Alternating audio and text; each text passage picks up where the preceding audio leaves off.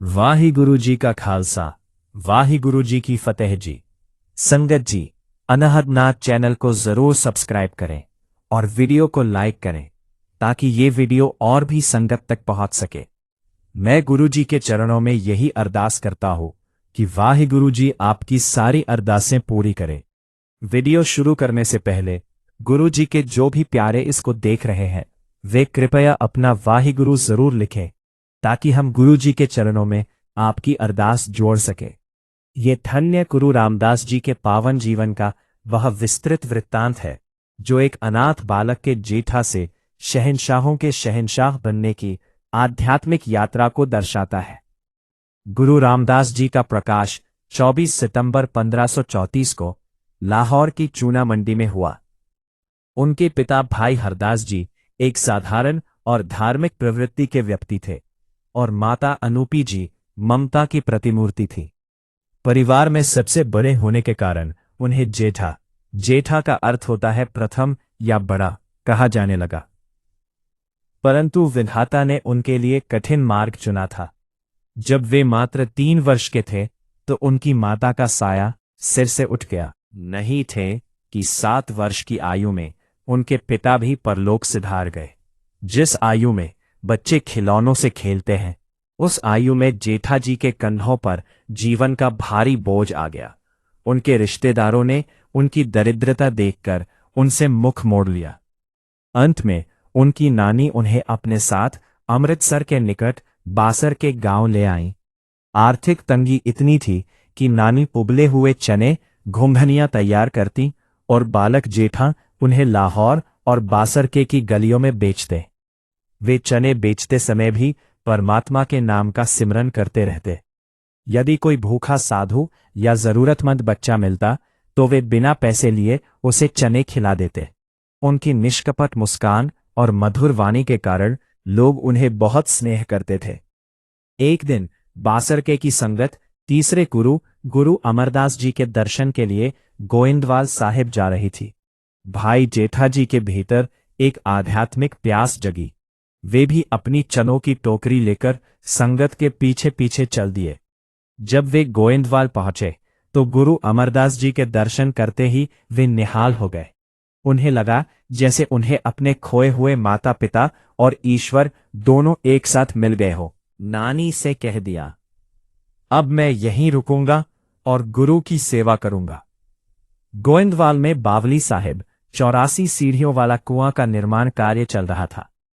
भाई जेठा जी ने वहां एक साधारण मजदूर की भांति सेवा शुरू की।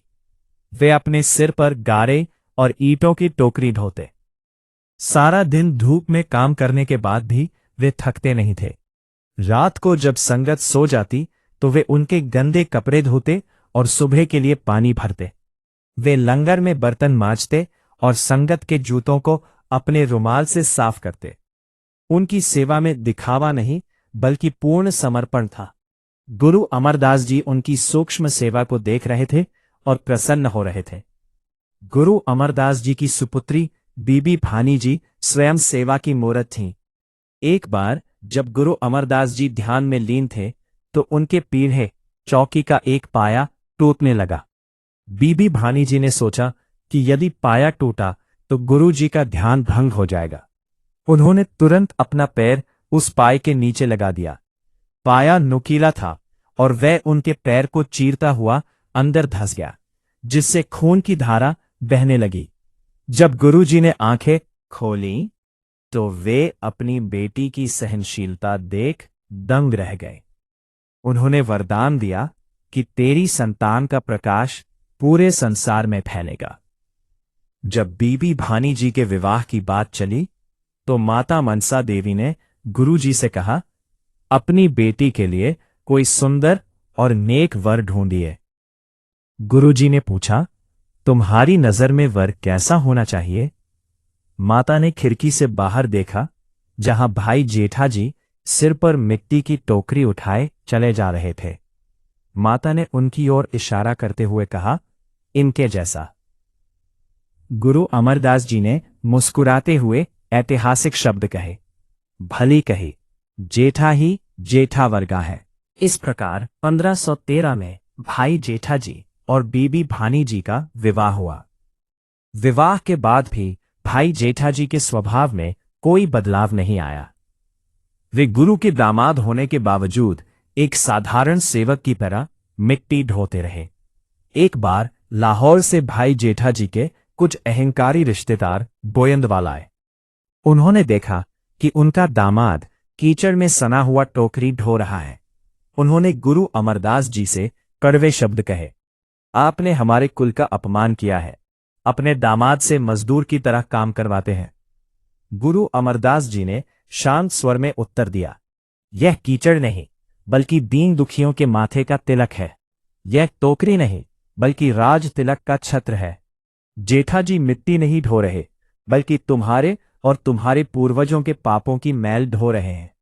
गुरु अमरदास जी ने भाई जेठाजी की कई कठिन परीक्षाएं ली।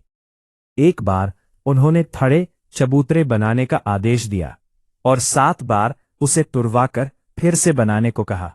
बाकी सेवक थक गए और बुदबुदाने लगे, लेकिन भाई जेठाजी हर बार रोते हुए गुरु के चरणों में गिर जाते और कहते, सच्चे पातशाह, मेरी बुद्धि तुच्छ है, मैं आपकी आज्ञा समझ नहीं पाया, मुझे फिर से मौका दें।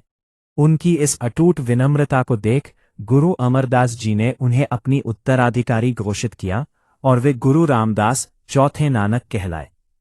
गुरु रामदास जी ने ही उस पवित्र सरोवर की खुदाई शुरू करवाई जिसे आज हम अमृतसर के नाम से जानते हैं।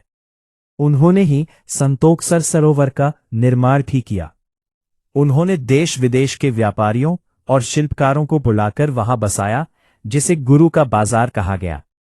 उनकी सबसे महान रचनाओं में से एक लावा विवाह के 4 फेरे है, जो आज भी हर सिख विवाह का मुख्य हिस्सा है।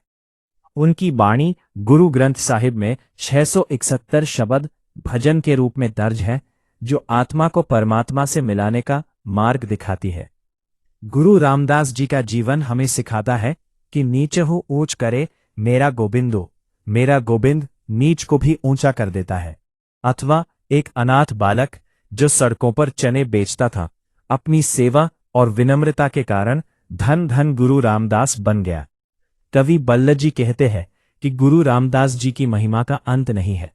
वे उस पारस के समान है जिसने लोहे संसार के दुखी लोगों को सोना बना दिया। उनका जीवन संदेश स्पष्ट है, जो जितना झुकता है वह परमात्मा के उतना ही निकट होता है। वाहिगुरु जी का खालसा, वाहिगुरु जी की फतेह। अगर वीडियो अच्छा लगा हो तो शेयर जरूर करें और कमेंट में वाहिगुरु लिखना न भूलें जी।